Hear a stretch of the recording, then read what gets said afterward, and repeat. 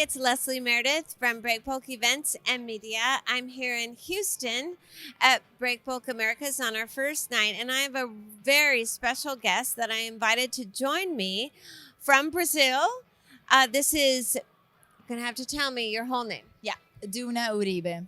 Ah, from Brazil, who recently moved from the port of Rotterdam. So it's an interesting story. Tell us how that came to be. Yeah. So the Port of Rotterdam has been looking at strategic partnerships in the world, worldwide. What ports are growing a lot and have the potential to grow? And Port of Pecém in the northeast of Brazil was one that we identified as a large growing and a large potential for growth port. And we started in 2017 studying, is it possible to become a partner? And in December 2018, so just last year, we signed a joint venture, and Port of Rotterdam became 30% joint venture partner of Pecém Port. And it's very exciting because it's just the start of a Dutch and Brazilian joint venture in a brownfield port. And it's less than a year long of partnership. We have a couple of expats, Dutch.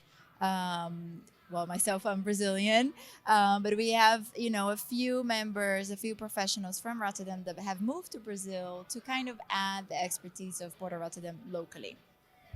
Now, is that an unusual move? That is in the strategy of Port of Rotterdam. So there's also the Sohar port that's in Oman in the Middle East. That's a 50% joint venture with Port of Rotterdam and the government of Oman. So it's not so unusual, but it doesn't happen that often. Now, you say that some employees from Port of Rotterdam came over. So how are the two cultures getting along? That's an interesting question.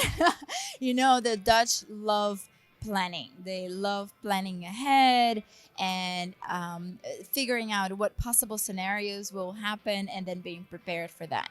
Brazilians, on the other hand, love being spontaneous and very good at problem solving. Whatever happens last minute. So getting those two to kind of look at it together and add value to each other because the combination is very nice actually.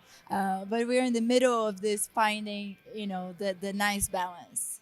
And it sounds like with your experience, you can be the bridge. Indeed, yeah. I still have to, be humble, but indeed, I mean, I'm Brazilian, yet I understand almost 100% of how the Dutch think. So a lot of times people come to me and say, why are the Dutch saying this? And what do they mean? And the other way around as well. So it's a very interesting position to have. Yeah. That's fascinating. So tell me, what kinds of cargoes are you seeing today at the port? And how do you see that growing or changing over time now that you have the partnership with Rotterdam? Well, Pecém handles 17 million tons now of cargo. That's what was handled in 2018. Now, you have to think that Pecém is not even 18 years old, so it's quite a new, young port. So it has been growing largely.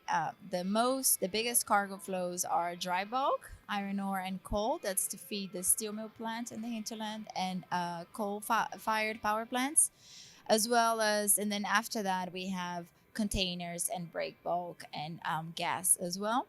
What we see as growing cargoes with the partnership and just with the growth that the port is experiencing will be a lot more fuels, so liquid bulk, but also break bulk due to the extended commercial activity in the free zone.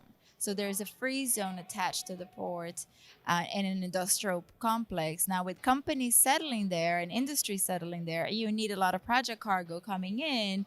For example, gas power plants. Then you would have, huge equipment coming in, and so that will generate project cargo and break bulk. And that's also why we're here at Breakbulk Americas to look at solutions about that, and also wind energy. We're very big in wind energy.